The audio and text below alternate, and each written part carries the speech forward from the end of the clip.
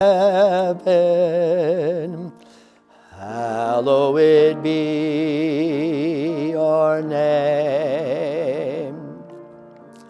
Thy kingdom come, thy will be done on earth as it is in heaven.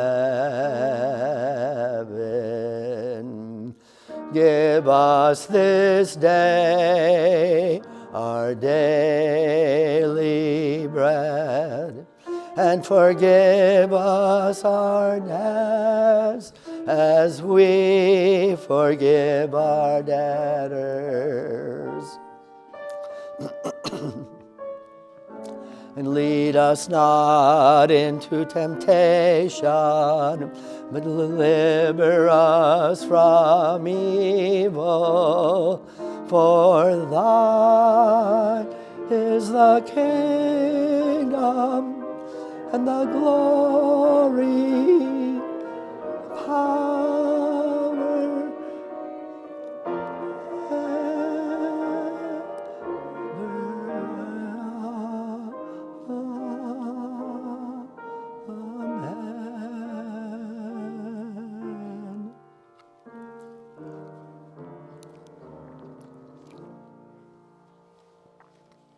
Thank you. Please be seated.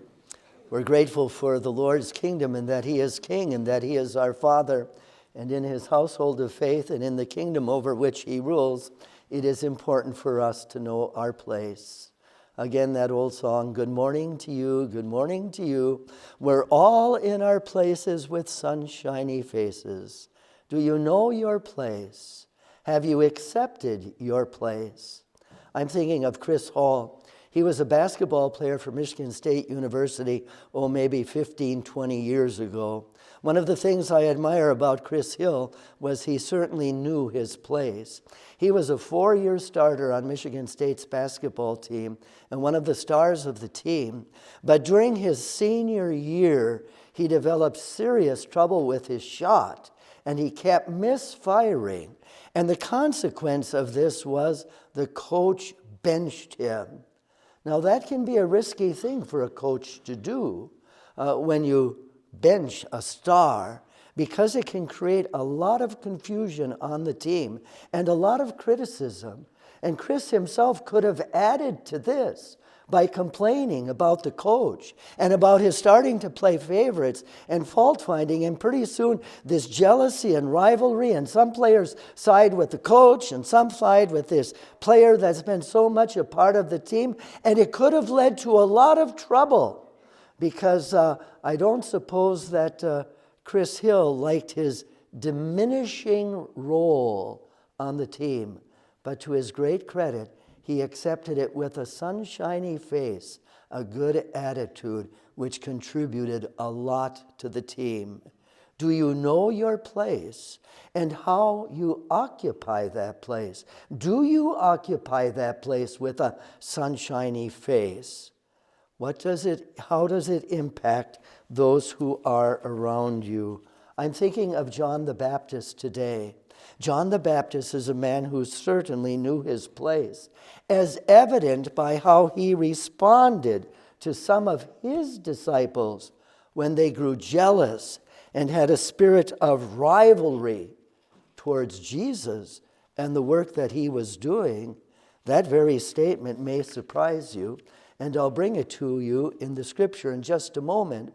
But in coming to it, I'd like to offer you a brief synopsis of the first 3 chapters of John, which lead to the event to which I have just referred.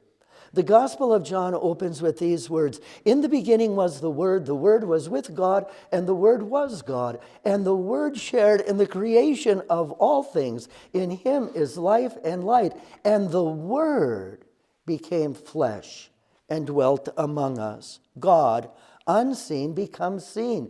God's Spirit now becomes visible to humanity in the person of Christ. That's scene 1 in the Gospel of John.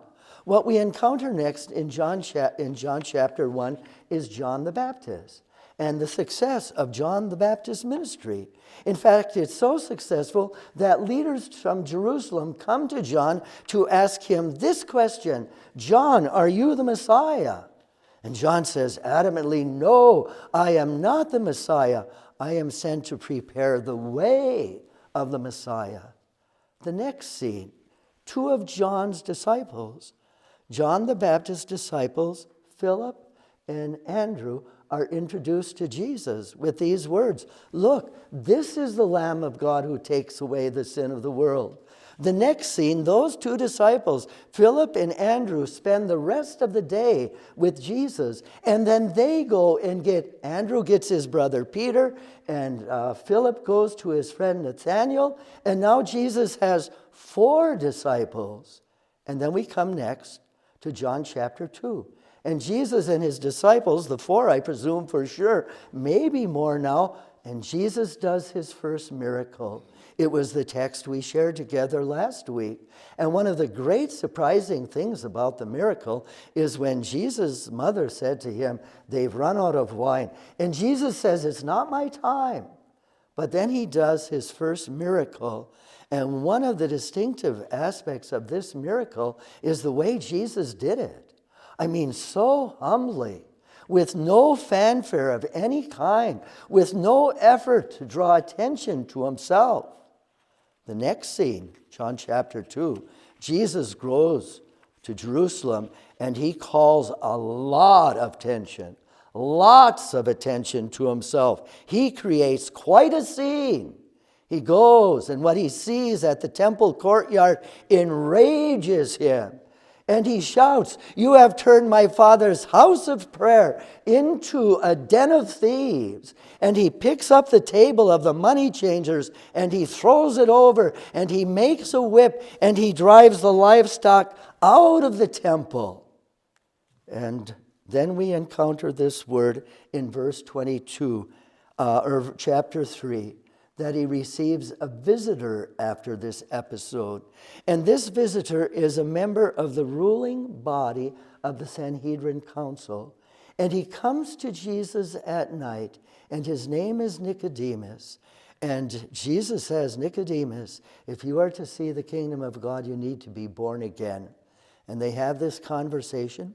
And that conversation then, and Nicodemus will, maybe not at that time, but will become a faithful follower of Jesus. And then John, not the Baptist, but John, the author of the gospel, writes some editorial comments, you might say, about Jesus, including what we might consider the most famous book in all of the Bible, John 3:16. Right after his conversation with Nicodemus, he writes, for God so loved the world, he gave his only begotten Son, that whoever believes in him shall not perish, but have everlasting life. Goes on to proclaim the goodness and graciousness of God. And then in that same chapter, verse 22, we come to these words. They may surprise you. After this, Jesus and his disciples went out into the Judean countryside. Moves out of the city, Jerusalem, where he created the scene, where he had the conversation with Nicodemus, but goes into the surrounding region, where he spent some time with his disciples and baptized. Now, John the Baptist was also baptizing near Salim because there was plenty of water and people were coming and being baptized. An argument developed between some of John the Baptist's disciples. They came to John and said, Rabbi, that man who was with you on the other side of the Jordan River, the one you testified about, look, he is baptizing and everyone is going to him. Do you sense in those disciples and in their quarrel that they are jealous and they begin to see Jesus as a rival? I think they were feeling the same thing Chris Hill must have felt when he was benched. And he's getting a diminishing role. And the place that he occupied so proudly is now something he's been reduced to bench status. Have you experienced somebody squeezing in on what you might consider your turf, your territory, and it should be yours alone? We experience this. This whole issue of do you know your place in our family over Christmas? Our 5-year-old Peyton, she had held her mother's full attention until this past year, and along comes baby Parker. And sometimes she found great pleasure in entertaining and caring for little baby Parker. And there were other times where she wanted baby Parker out of the picture completely. In fact, I thought I heard Shelley say to me that just before they left, 5-year-old Peyton says to Shelley, if you would like, you can keep baby Parker here with you. Well, I misheard a little bit, and she was actually talking about the dog. But that spirit was there, this diminishing place, having to share what was only hers. And do you know your place? Have you accepted your place as change occurs in your relationship, in your place? Well, let's see how John answers these disciples of his. To this John replied, a person can only receive what is given them from heaven. You yourself can testify that I said, I am not the Messiah, but I am sent ahead of him. The bride belongs to the bridegroom. The friend who attends the bridegroom waits and listens for him and is full of joy when he hears the bridegroom's voice. That joy is mine and is now complete. He, reference to Jesus, he must become greater. I must become less. He must increase. I must decrease. This is not easy for us to accept at times. A diminishing role, is it? A diminishing role sometimes goes with aging. And there are some aspects of aging we don't like and how it impacts our relationships. Well, we discover in the text, John will have more to say exalting Jesus. And then we come to chapter 4, verse 1 and 2. Now, when Jesus learned that the Pharisees had heard that Jesus was gaining and baptizing more disciples than John, now, John, the author of the gospel, is going to do a self-correction, although in fact it was not Jesus who baptized, but his disciples. So Jesus left Judea and went to the region of Galilee to continue ministry. Knowing our place, accepting our place. What does it require of you to know your place? It will require discernment and insight, but as importantly, it will require humility. I wouldn't be surprised if you are in a relationship in which you are currently engaged where you need to say regarding somebody, they need to increase, I need to decrease. They need to become greater, I need to become lesser. I think of the actor Tom Selleck. He talks about being too full of himself. And when he's too full of himself, what he tries to remember. And he refers to a day when he was in Hawaii, enjoying the beach, walking along the beach. And a young couple, attractive young couple, come to him and say, would you take a photo? And his response, sure, I would be glad for you to take a photo of me. And they said, no, we don't want a photo of you. We want you to take a photo of us. And he said, I was so humbled because I was so full of ourselves. Jesus addresses this issue of our tendency to be so full of ourselves and the place of humility in our life. He does so in a couple of places that I'd like to highlight this morning. Another is Luke 14, and I'm beginning the reading in verse 8. And this is what it says, Jesus saying, when someone invites you to a wedding feast, do not take the place of honor for a person more distinguished than you may have been invited. If so, the host who invited both of you will come to you and say, give this person your seat. Then humiliated, you will take the less important place. When you are invited, take the lowest place, so that when the host comes and says to you, friend, you please move up to a better place, then you will be honored in the presence of the other guest. And then Jesus makes an important statement. And you'll find this teaching in the Old Testament. You'll find it a number of times on the lips of Jesus in the Gospels, and you will find it in the epistles as well. Whoever exalts themselves will be humbled, and whoever humbles themselves will be exalted. I'm thinking of Eric and John. Eric would say that his very best friend is John. And Eric is very excited this Saturday morning because today he's going to celebrate with John his birthday. He and a bunch of other buddies from the school.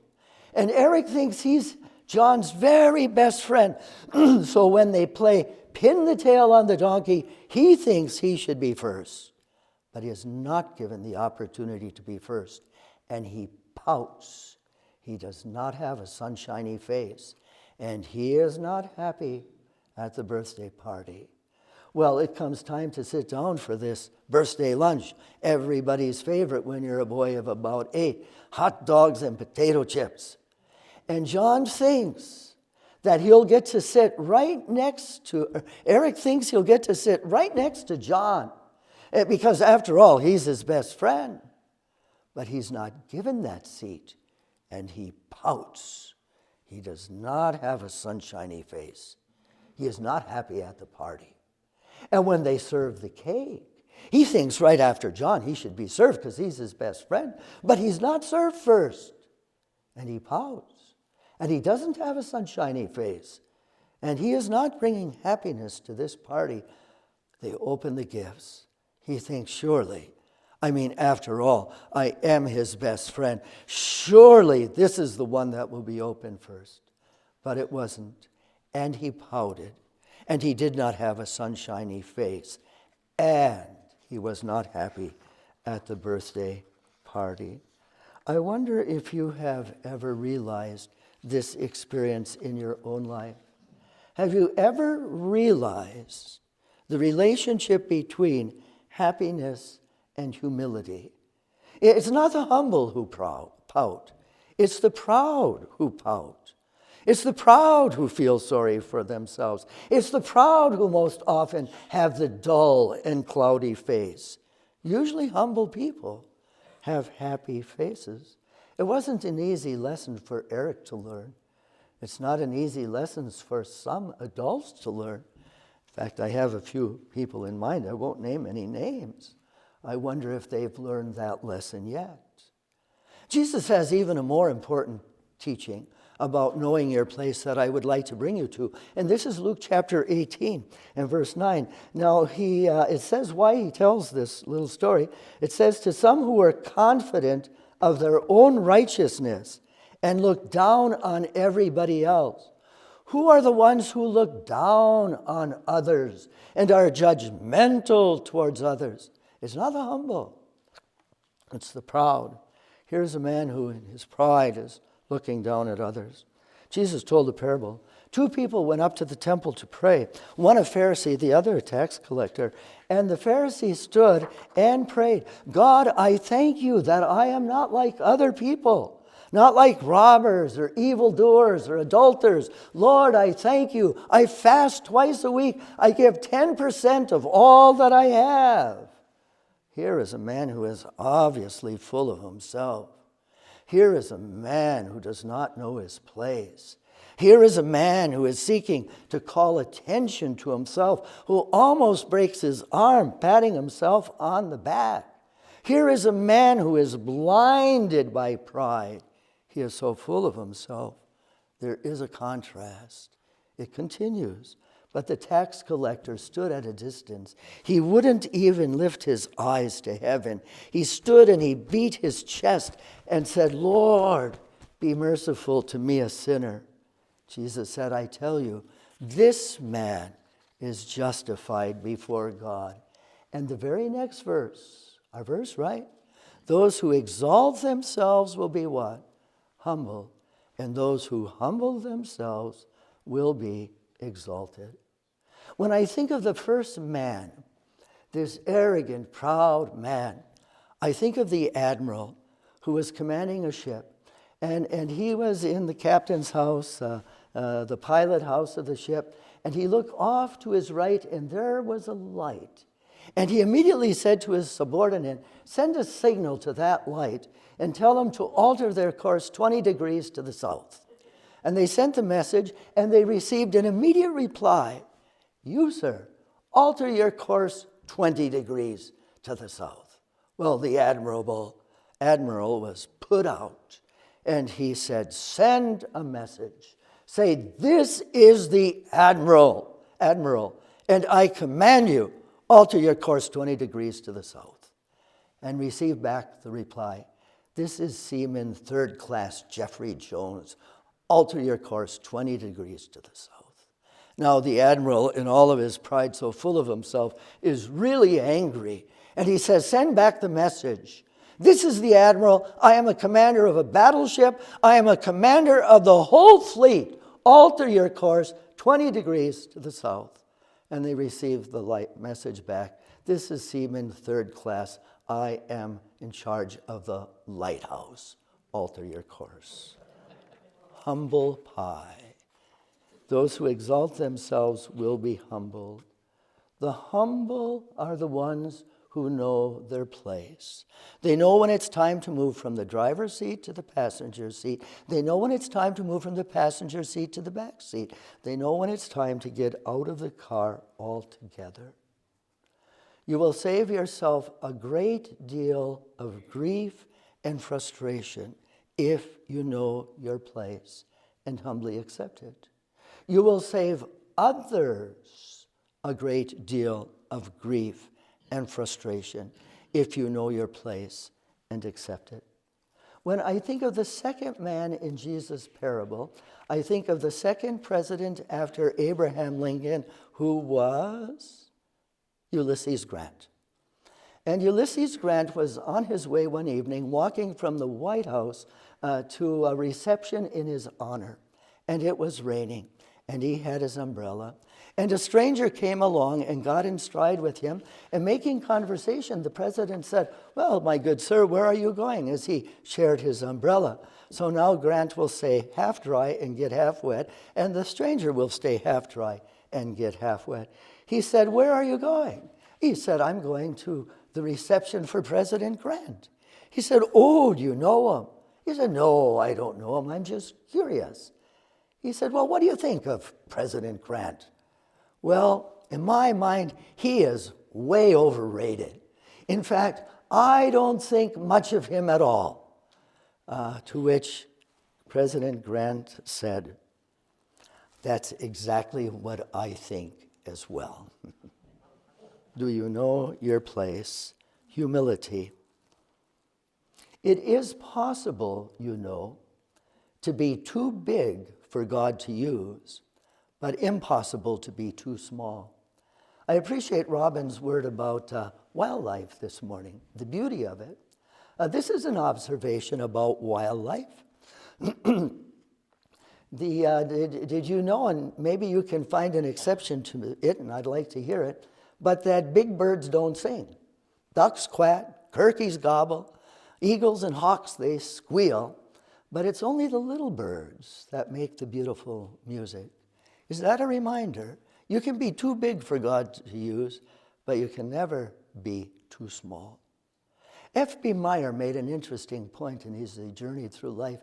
He said, you know, early in my Christian life, I thought that the biggest blessings that God had were top shelf blessings. And if I just achieved, if I just did everything hard enough and good enough, that finally I would be able to have these, the biggest blessings. But recently he said, I've been learning that the biggest blessings that God has to offer are on the bottom shelf. And the question is, can I stoop low enough? I have one more verse to share this morning about humility in our relationships and humility necessary for harmony and happiness. It's taken from the verse in Ephesians chapter 5 and 21. It's in the context of relationships, particularly in the workplace and in the home. And this is the commandment. This is a word that will express God's will for your life. Submit to one another out of reverence for Christ. Sub is the prefix. The prefix sub means underneath. And so we have the term substitute, subordinate, even submarine, underneath. I loved what Luann said earlier in our service. First one to respond, right? When I think know your place and accept your place, I think of the word what? Servant. That's submission. My working definition of submission is take a servant's attitude towards meeting one another's needs. Have you discovered that that is your rightful place? There was a hunter. He was up high mountains hunting goats and big mountain goat sheep. And he was on one side of the ravine, and on the other side of the ravine, he saw this beautiful wildlife drama developing. The ravine, of course, had steep, steep cliffs. He had his binoculars, and he could see these two rams coming, each on just a ribbon of a ledge. And they're coming to a blind corner, and so they don't see each other. But he can see what's going to happen. And what he imagined is going to happen, these two rams are going to come around that corner, and they're going to butt heads. And to the victor goes the spoil. One will fall, one will survive. But then he thought, what if they were to choose not to butt heads? How can they resolve this? Could they leap up and let the other pass, as we might on a place where there's a little pull-out to let somebody come by? But he didn't see any ledge that would allow for that to jump up to or down to. And then he thought, could they possibly be so athletic that they might be able to, one, jump over the other, and then each proceed happily on their way? He thought, no, that couldn't happen. And then he wondered, I wonder if goats have a reverse gear. We humans can walk backwards. I wonder if goats could. I wonder if they could walk backwards on that narrow, narrow ribbon of a ledge. Even if they could, would they? It looked like they had so far to go. Well, he waited for the drama to unfold. His jaw dropped when he saw what they did. One got down on all fours, and the other one simply walked right over, and they both proceeded with very sunshiny faces, because they both could get where they were going. How often with those with whom we butt heads, if only one of us wasn't so stubborn, if only one of us wasn't so proud, we could just give some ground, and both of us would be having sun-shining faces. We'd be both getting more of what we want. They must increase. I must decrease. Many relationships need less pride, more humility, less stubbornness, more sacrifice, less me, more us. Well, now for the most important thing that I have to say today. Jesus, above all else, knew his place, and he occupied that place with a bright and shiny face. He knew his place when he touched the lepers. He knew his place when he healed, even though it was his Sabbath. He knew his place when he laid his hands on the children, even though his disciples tried to keep the children away. They can't bother the master. He has precious time. He knew his place when he stooped low enough to get beneath the weight of the wood and carry it all the way to Calvary. But he stooped even lower to get beneath the weight of our sin, our pride, our full of ourself, our animosities. He got beneath the weight of our sin to carry it away. What prayer do we need today? Not my will, but thy will be done, yes. What prayer do we need today? May he increase, may I decrease. May he grow greater, may I grow less in relationship to him, so that what? All of us will know and accept our face, and with sunshiny face, the good attitude that we should have in Christ. All of us are sinners. All of us need the Lord's mercy.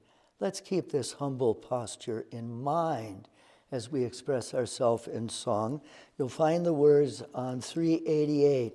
It's me, it's me, it's me, O Lord, standing in the need of prayer. You're welcome to stand as we sing, it's me, it's me, it's me, O Lord, standing in the need of prayer.